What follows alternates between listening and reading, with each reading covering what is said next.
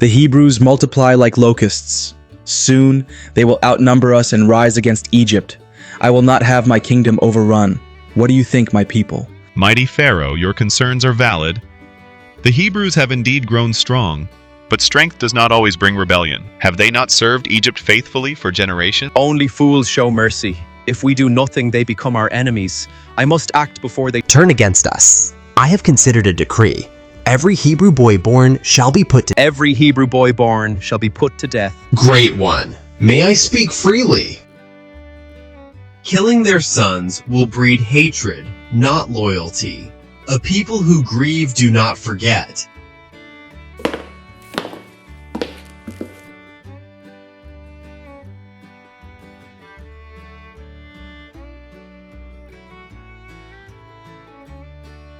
When you are helping the Hebrew women during childbirth and see that the baby is a boy, kill him.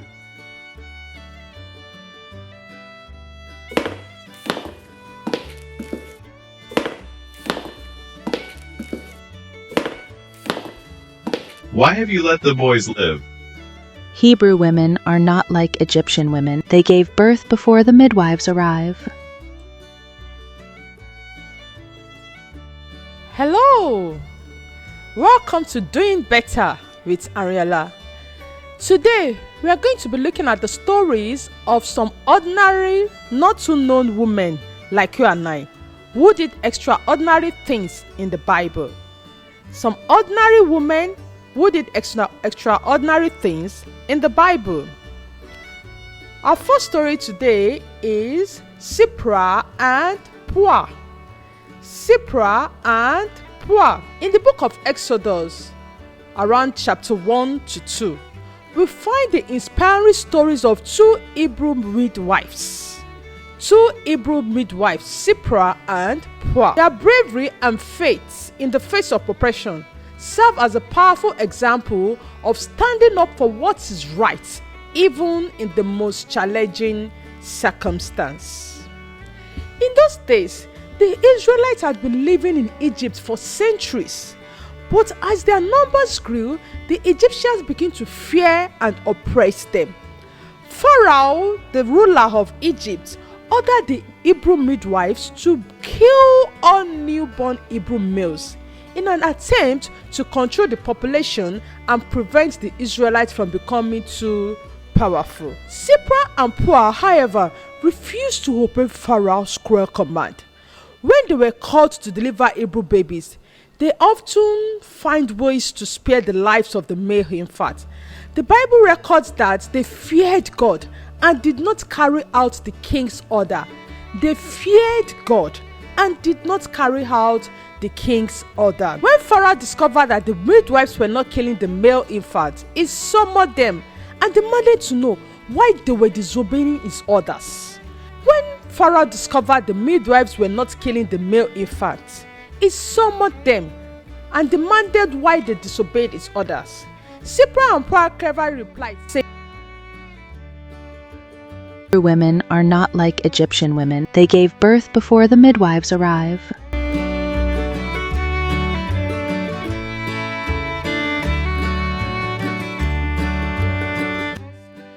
Action does not only save the Hebrew children, but also played a role in preserving the nation of Israel, from which Moses, their future deliverer, was born. Their action did not only save the Hebrew children, but also played a role in preserving the nation of Israel, from which Moses was born, and Moses happened to be their future deliverer. 1. Fear God, not man.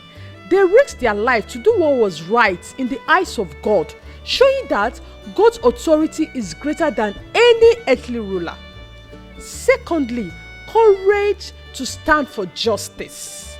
Even when they were faced with danger, they protected the innocent lives. I'm wondering, how does the story of Shiphrah and Puah relate to our modern women of you and I? Yes, it does. Whether you're a doctor, nurse, social worker, an activist, or you fight against injustice, protect the vulnerable, or you speak for those who cannot speak for themselves, you can have the courage and faith of Shiphrah and Puah. Secondly, it shows their small acts played a role in shaping history. Likewise, women of nowadays, you may feel their contribution are small, but even small acts of courage can lead to a significant change in people's lives, communities, schools, families, and your neighborhood at all. Shiphrah and Puah reminds us that women are powerful forces for good when they stand firm in faith, when they defend the vulnerable, and when they refuse to bow to fear.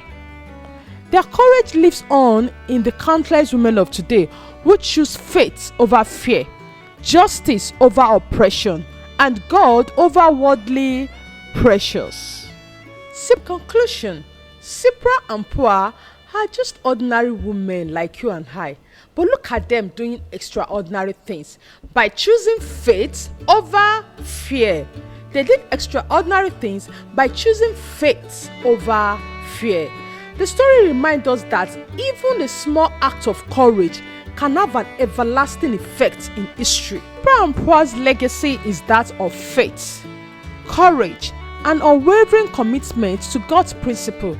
In this world which is filled with injustice, fear, pressure to conform, may their example inspire you to stand firm in your faith, to make a difference wherever you find yourself, and to trust God's blessing for your obedience. Shiphrah and Puah, ordinary women doing extraordinary things. Our second story is Priscilla. Priscilla is one of the most compelling figures in the New Testament because she challenged traditional expectations of women in leadership while demonstrating humility, wisdom, and devotion to gospel. Who exactly is Priscilla? Priscilla is also called Prisca in some versions of the Bible. Priscilla was a Jewish Christian woman married to Aquila, a fellow tent maker.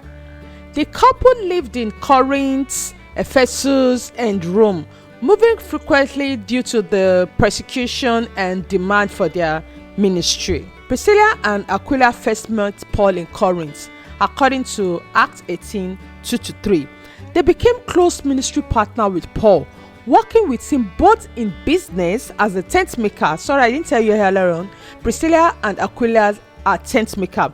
So they became close partners with Paul, working with him close in ministry and in business as a tent maker. So while they were focusing on their business as a tent maker, they were also spreading the gospel.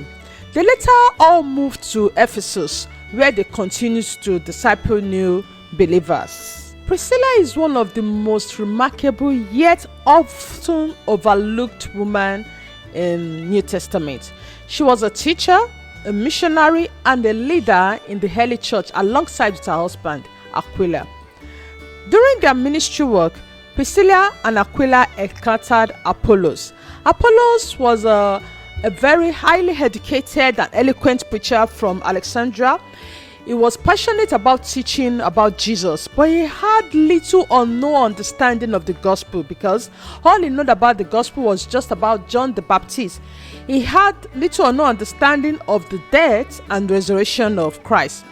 But instead of Priscilla and Aquila publicly embarrassing him or correcting him, Priscilla and Aquila invited him into their home and taught him more accurately about Jesus Christ. This we can know more in Acts 18:26. After this, Apollo became a very powerful preacher and helped many people come to faith. Why study about Priscilla? Priscilla was a teacher. Despite the cultural norms of those days, Priscilla helped in tutoring and teaching one of the greatest preachers of the early churches. Another thing is she opened her home for ministry. The early church often meets in homes, and Priscilla and Aquila hosted believers, making their home a center for Christian teaching, just like what we call house fellowship of nowadays. Another thing we can learn from Priscilla is that correction can be done with love. Instead of embarrassing Apollos, she and Aquila privately helped him grow, which Apollos now became one of the greatest soul winners of his time. Another thing is faith and work can go together. As a tent maker, Priscilla balanced her work with ministry, showing that you don't have to be a pastor to serve God effectively. And you don't have to leave your job to serve God. And you don't have to be a minister or an evangelist or a deacon to serve God. Even when you have your everyday job, you can showcase what it is to be a Christian. I say, how can I relate Priscilla and Aquila's life to my own present life? Priscilla and Aquila discovered Apollos. Apollos was a gifted speaker and scholar from Alexandria. Alexandria in those days was one of the main learning centers in the ancient world.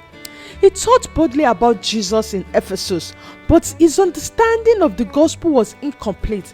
He only knew about John the Baptist, like I told you earlier. All he knew about was the repeated message of John the Baptist, not the full message of the death and resurrection of Jesus Christ, nor does he have an understanding of the Holy Spirit.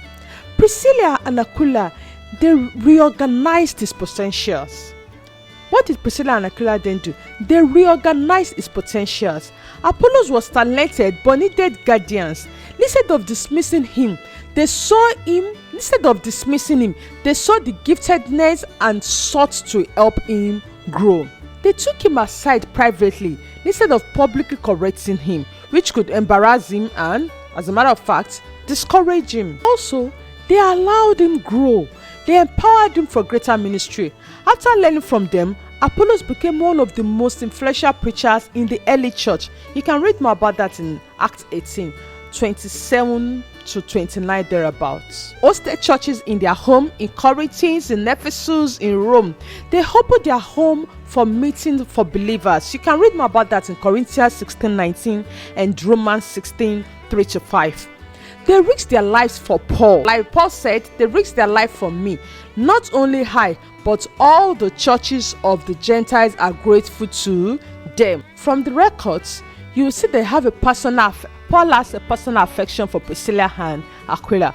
Paul mentioned them multiple times in Romans 16:3, 1 Corinthians 16:19, 2 Timothy 4:19, showing that they were not just co-workers, but they were close and trusted leaders. Our everyday life, how can we relate to Priscilla's story? Priscilla didn't have an official title. She was a tent maker.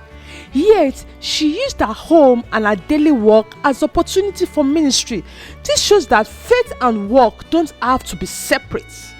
Faith and work don't have to be separate. She didn't have any title. She was not Pastor Priscilla. She was a tent maker. Yet, she used her home and her work for opportunities to serve in the ministry. Though Priscilla is not as known as Paul or Peter, but Priscilla's influence is still felt till today. Her teaching helped shape one of the most powerful preachers in the early church, which is Apollos. She and Aquila helped in establishing multiple churches in Corinth, Ephesus, and Rome. Her life shows that you don't have to be famous to make a big impact. You don't necessarily have to be famous to make a big impact. Faithfulness, wisdom, and hospitality can change lives. In conclusion, studying about Priscilla makes us realize that as a woman, even though you're not working in church, whether you're a teacher, doctor, stay-at-home mom, entrepreneur, artist, you can bring faith into your everyday lives. Also, finally, our story reminds us that you don't need a title to make an impact. Your work and ministry go hand in hand. Relationship and mentorship matters. Hospitality and kindness are powerful tools for transformation. Priscilla, an ordinary woman who did extraordinary things.